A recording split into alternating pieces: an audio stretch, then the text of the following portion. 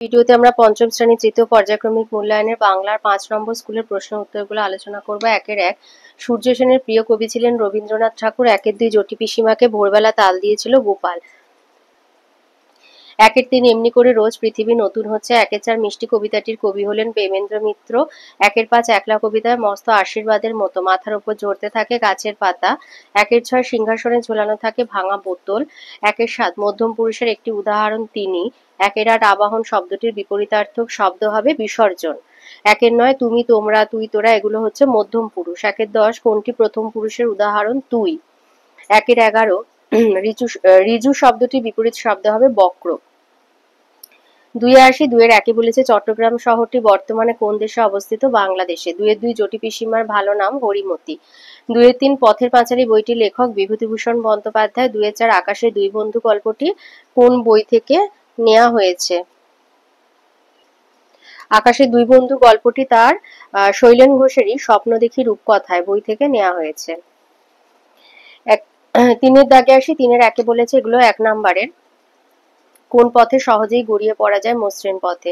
৩-২ বলেছে একলা কবিতাটি কোন কাব্যগ্রন্থ থেকে নেওয়া হয়েছে? একলা কবিতাটি শঙ্খ ঘোষের আমায় তুমি লক্ষ্মী বলো কবিতার বই থেকে নেওয়া হয়েছে। ৩ বলেছে রাজার খুড়ো কি করেন?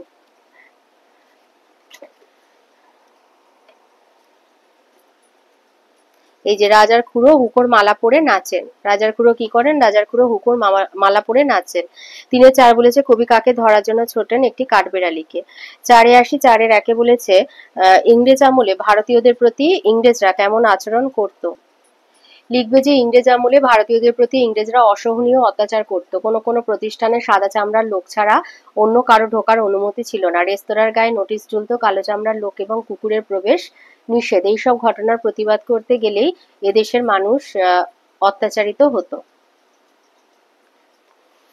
৪-২ বলেছে জটি পিসিমার বাড়িতে কি বারে কেন তালের প্রয়োজন হয়েছিল? এই উত্তরটা লিখবে জটি পিসিমার বাড়িতে মঙ্গলবারে তাল নবমীর ব্রত উপলক্ষে তালের প্রয়োজন হয়েছিল। ৪-৩ বলেছে ঘুড়ি সুতোয় মাঞ্জা দিতে কি কি লাগে? এই উত্তরটা লিখবে সুতোয় মাঞ্জা দিতে গেলে গরম জলে ফোটানো শিরিষ আঠা, কাঁচের গুঁড়ো এবং রং লাগে। ৫-৮ ৫-১ বলেছে আখ এবং রোদ্দুর শব্দ দুটি কোন মূল শব্দ থেকে এসেছে? ইক্ষু থেকে এসেছে আখ আর রৌদ্র থেকে এসেছে রোদ্দুর।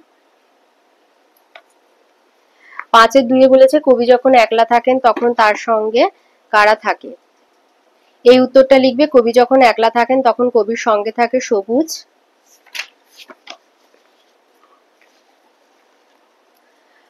গাছপালা আর থাকে তার ভেতর দিয়ে চলে যাওয়ার পথ। এছাড়াও কাঠবেড়ালি, গাছের ঝরা পাতা, এমনকি শাল বা তালসুপুরির বনও কবির সঙ্গে থাকে।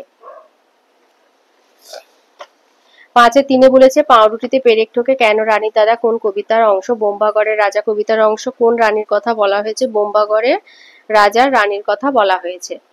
৬-১ বলেছে ইংরেজদের অত্যাচারের বিরুদ্ধে মানুষ কিভাবে মাস্টারদার নেতৃত্বে রুখে দাঁড়িয়েছিল?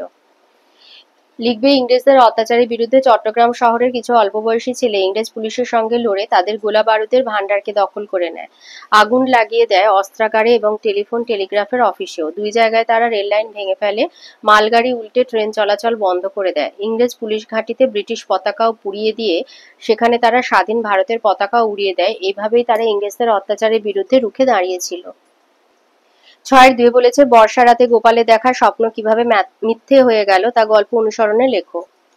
লিখবে বর্ষা রাতে গোপাল তার ঘুমের মধ্যে স্বপ্ন দেখে যে সে জটি পিসিমার বাড়িতে তাল নবমীর নিমন্ত্রণে গেছে, কিন্তু বাস্তবে তা হয় না। সে তাল নবমীর দিন সকাল থেকে দরজার সামনে কাঠের গুঁড়ির ওপর ঠায় বসে থাকে, তার সামনে দিয়ে গ্রামের সব লোকেরা একে একে নিমন্ত্রণ খেতে যায়, কিন্তু জটি পিসিমার বাড়ি থেকে তাকে নিমন্ত্রণ করা হয়নি। এভাবে বর্ষার রাতে তার দেখা স্বপ্ন মিথ্যে হয়ে যায়। ৭-১ বলেছে কষ্টের বিনিময়ে পাওয়া যে সুখ তাই হচ্ছে প্রকৃত সুখ। মিষ্টি কবিতায় এই কথাটি কিভাবে প্রকাশ পেয়েছে লেখো। লিখবে যে কবি প্রেমেন্দ্র মিত্র তার মিষ্টি নামক কবিতাটির মধ্যে দিয়ে বোঝাতে চেয়েছেন যে কষ্টের বিনিময়ে যে সুখ পাওয়া যায় তাই প্রকৃত সুখ। তিনি বলেছেন যে আকাশে ঝড় ওঠে না, মেঘ ডাকে না, সে আকাশ আমাদের ভালো লাগে না। যে পথে কেউ পিছলে পড়ে না, হোঁচট খায় না, সে পথে চলতে কোনো সুখ নেই। সেই পথে গুড়িয়ে যেতে কেউ মজা পেলে সে মূর্খ। চড়াই উতরাই পার হওয়া বহু দূরগামী রাস্তা, ঝড় বৃষ্টি ও রোদ্দুরময় আকাশ সকলের প্রিয়। আখ চিবিয়ে কষ্ট করে রস খেতে হয় বলে আখ অত্যন্ত মিষ্টি লাগে। আসলে কষ্ট করে যা অর্জন করতে হয়, জীবনের মাধুর্য সার্থকতা সেই সব প্রাপ্তিতেই লুকিয়ে থাকে। 7-2 বলেছে বোম্বাগড়ের রাজা কবিতা পড়ে সেখানকার মানুষ এবং নিয়ম কানুন তোমার কেমন লাগলো তা নিজের ভাষায় লেখো। লিখবে কবি সুকুমার রায়ের লেখা বোম্বাগড়ের রাজা কবিতাটি একটি উদ্ভট হাস্যরসযুক্ত কবিতা। কবিতায় আমরা একটা মজার দেশের কথা পাই যার নাম হচ্ছে বোম্বাগড়। সেই দেশের রাজা তথা সাধারণ মানুষ সবাই খুব অদ্ভুত ধরনের। সেখানকার রাজা ছবির ফ্রেমে আমসত্ত্ব ভাজা বাঁধিয়ে রাখেন, রানী দিনরাত মাথায় বালিশ বেঁধে রাখেন, রানীর দাদা পাউরুটিতে পেরেক ঠোকেন, সেখানে সর্দি হলে সবাই ডিগবাজি খায়, জ্যোৎস্না রাতে তারা পায়ে বদলে চোখে আলতা মাখে, পণ্ডিতেরা ডাক টিকিটকে তাদের টাকে আটকায়, রাজার মন্ত্রী সেখানে রাজার কোলে বসে কলসি বাজায় এবং সিংহাসনে ভাঙা শিশির বোতল ঝোলে, রাজার পিসি কুমড়ো নিয়ে ক্রিকেট খেলেন এবং খুড়ো হুকোর মালা পরে নাচ করেন। সেখানে এসবই মজাদার কাণ্ড কারখানা। তাই এগুলি পড়ে আমারও খুব মজা লেগেছে এবং এই অনাবিল হাস্যরসের কবিতাটি আমি খুবই উপভোগ করেছি।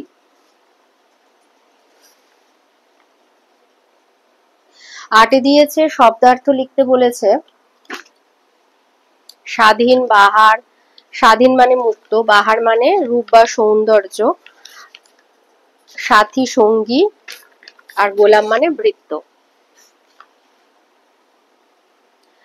9 দাগে দিয়েছে বাক্য রচনা করো জোনাকি দয়া আর দেশ। জোনাকি লিখবে অন্ধকারে গাছে জোনাকি গাছে গাছে জোনাকি জ্বলতে দেখা যায়, দয়া রামবাবু গরিবদের প্রতি দয়া দেখান, দেশ আমাদের দেশের নাম ভারতবর্ষ। 10 দিয়েছে পদান্তর, বিশেষ্য পদগুলি বিশেষণে নিয়ে যেতে হবে, শাসন শাসিত, গাছ গেছো, পাথর পাথুরে, আকাশ আকাশী। 11 বলেছে বিপরীতার্থক শব্দ সাধ্য, আশীর্বাদ আর চিৎকার। সাধ্য অসাধ্য, আশীর্বাদ অভিশাপ, চিৎকার ফিস ফিস।